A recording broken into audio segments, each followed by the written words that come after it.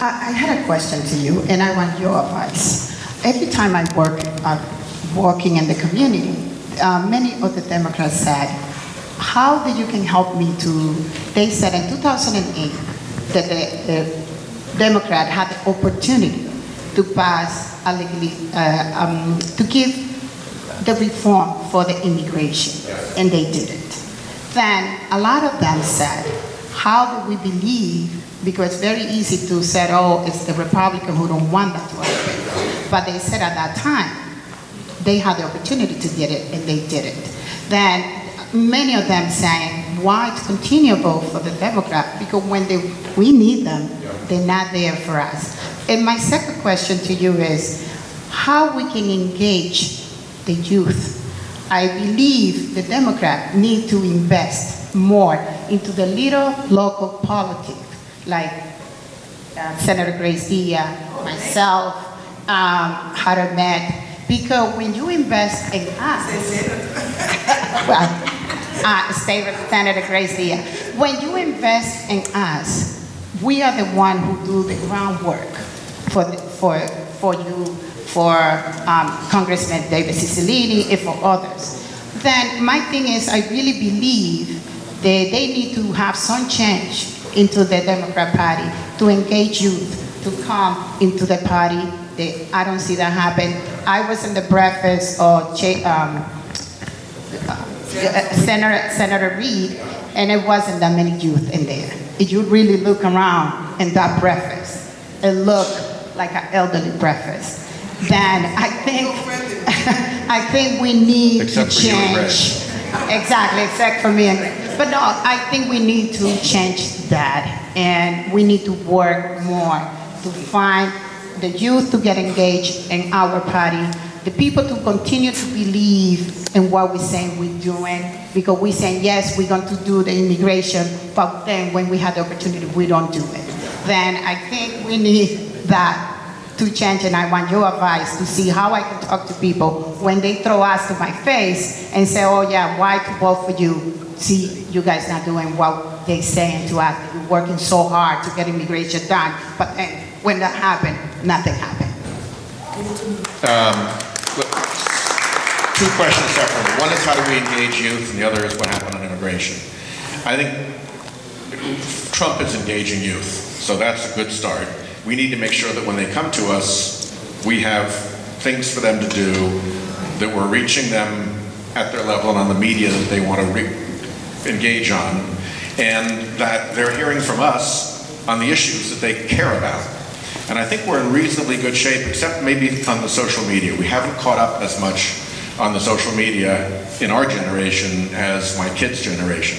Kids in their 20s, they live social media, and we need to make sure we are really, really, really robust and effective on social media. And we're not as good as we should be, and we need to get better. And also the party, I think, needs to find a way to be active all the time, day in and day out, and not just show up in the 6 months before an election when we staff up and take a run at an election, but you haven't kept a base of people interested along the way. Because a lot of the younger people are skeptical about our political cycle, and they don't want to suddenly get interested just in an election unless somebody has captivated them the way President Obama did. But if it's just a regular workaday election, they need to have been engaged more.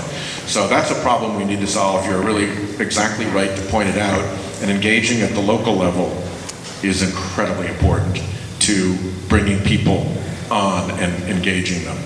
On the immigration thing, I can see how people could be frustrated, but boy, it's frustrating to hear that anybody would think that the Democrats failed them.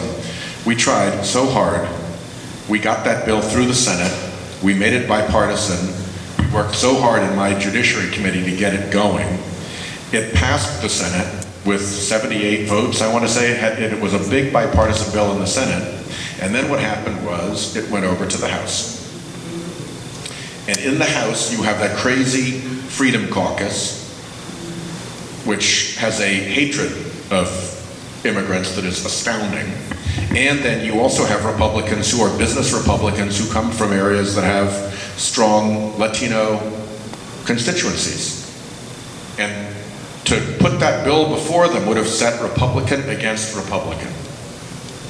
So the Speaker of the House never called up that bill, never gave it a hearing, never gave it a vote, never considered an amendment. He just buried it. And he buried it because he didn't want to get his Freedom Caucus fighting with his more regular members. And I guess if there's one shame on us, it's that we didn't go back and force the Speaker's hand. You know, when Harry Truman was president and there was a do-nothing Congress, he called the House into session to make them try to get work done, and when they did nothing, he ran against them as the do-nothing Congress, and he got reelected. And I think there was an avenue for President Obama to have said, okay, we've got a bipartisan bill out of the Senate, you are not going home for your August recess unless you pass this bill, or at least take it up, unless there are hearings, unless there's a vote. And if you don't do it this week, then I'll call you back next week, and I'm going to call you back the week after that, and make it a big, big, big, big fight. That's probably the one thing that we could have done. Of course, it's been since Harry Truman. It's been, what, 60 years since that's been done. But it was Democrats that drove that bill. It was Democrats that were pushing to get the Speaker to do it. It was 100% the Republicans in the House who refused to do it, and their reason was a really grubby political reason, which is that they just simply didn't want to address the issue because it would have been hard for their internal caucus politics. That's all I can tell you about it. And by the way, you get a Democratic House, and they will give you an immigration bill. If you want an immigration bill, get a Democratic House and a Democratic Speaker, you will have that bill. Then when they send it back over to the Senate, now you've got people who voted for the last bill. Now you've got a real good chance of getting that bill passed. So, you have both. You have the House and you have the Senate. but You have the President. yes, there was that window of time, but we were working off the proposition that we could get it to be a bipartisan bill. And we had it in the Senate, and it was only when it went to the House and failed, and by then we had lost the House. Thank you, Senator. All right. Like I said, it's been really interesting to represent Rhode Island after the Trump election, and people just come out, and I appreciate it so much. Please know that it means a lot to me that you're here. It means a lot to me if you write in, if people say, like, should I write a letter in to Senator Whitehouse about something I care about? Absolutely, please, please do. It really matters. It helps us be strong. It helps us understand home concerns. And it really just feels good when we're in a fight to know that you have our back. We have your back. Thank you.